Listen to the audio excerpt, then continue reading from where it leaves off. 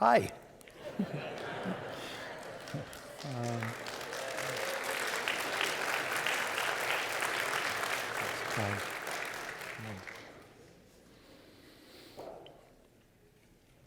So here's the words before the prepared words.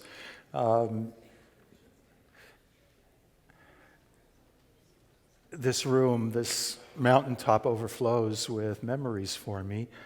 And I was just remembering during the service that when I arrived at Stephen Wise Temple, this building was a frame, just wide open to the skies. The foundation had been poured, but that was it.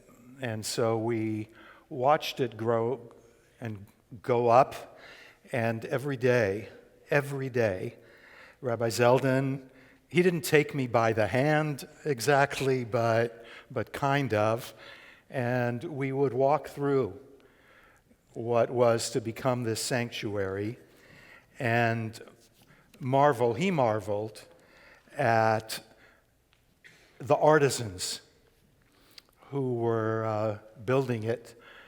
As he said at the time, he talked all the time about, we build the temple brick by brick. That was actually a campaign.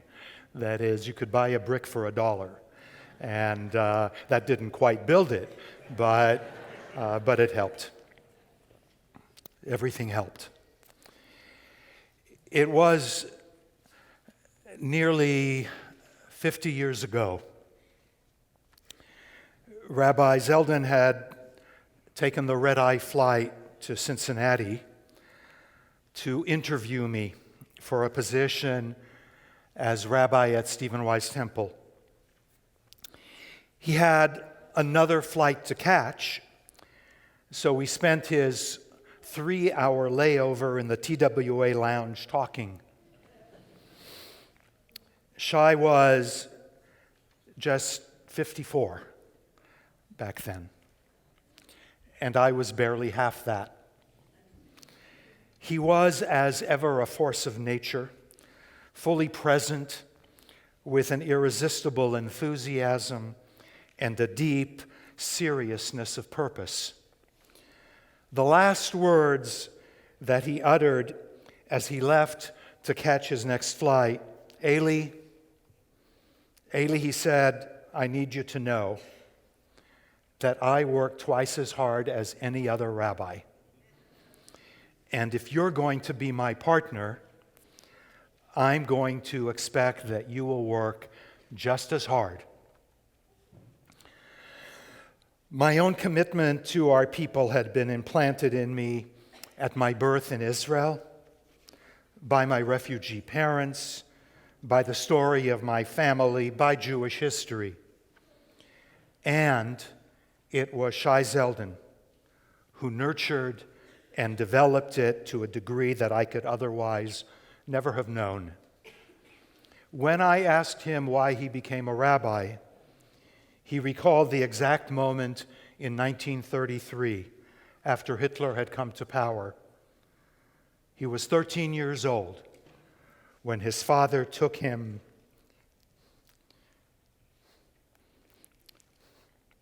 I knew this would happen. Took him to a standing room only rally at Madison Square Garden to hear Rabbi Stephen S. Wise.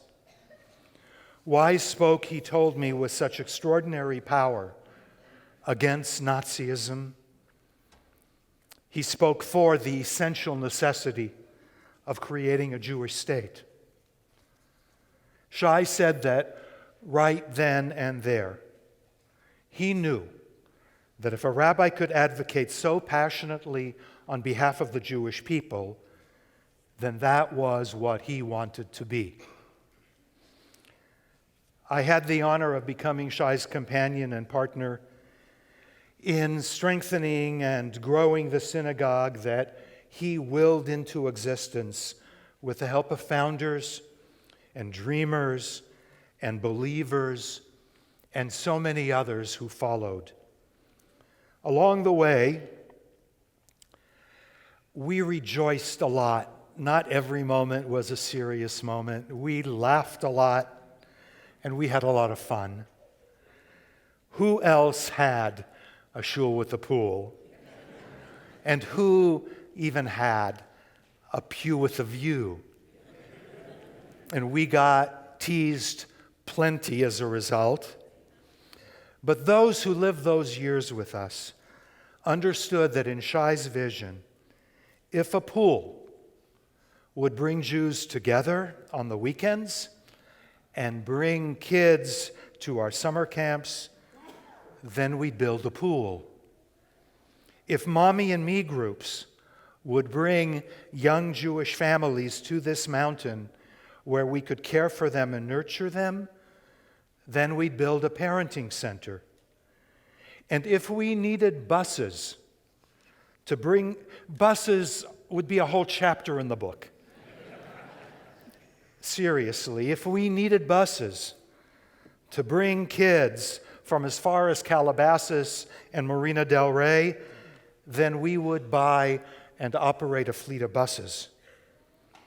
And when there was an opportunity to create a Jewish day school, despite a reform movement that wasn't nearly ready to support such an idea, here was Shai's opportunity to fulfill his greatest, his best dream.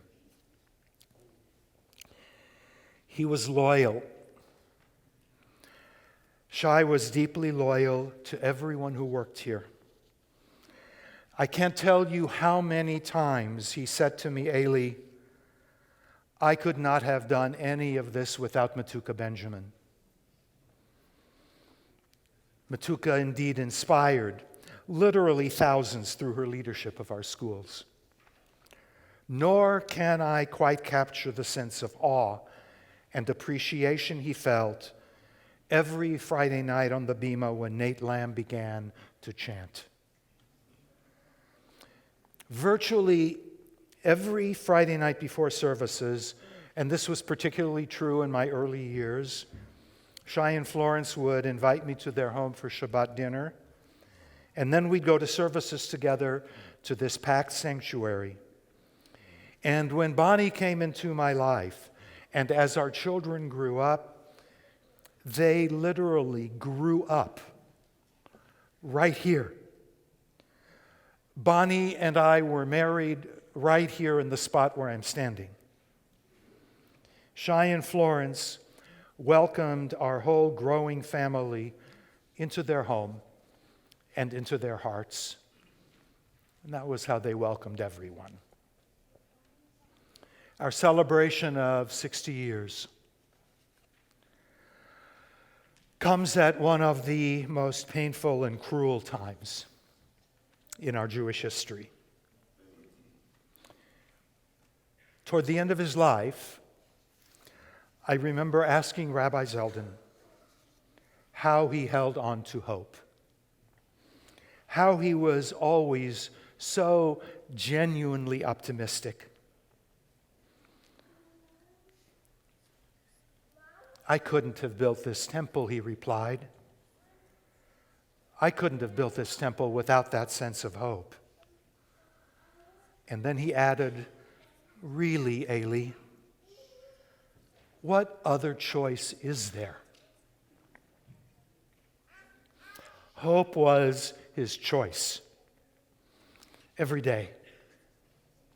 And 60 years later, Stephen Wise remains witness every day to the power of that choice.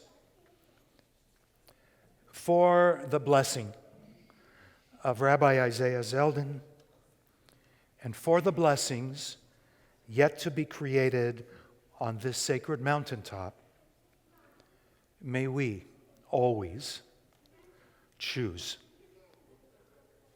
hope. Amen v'amen. Shabbat shalom.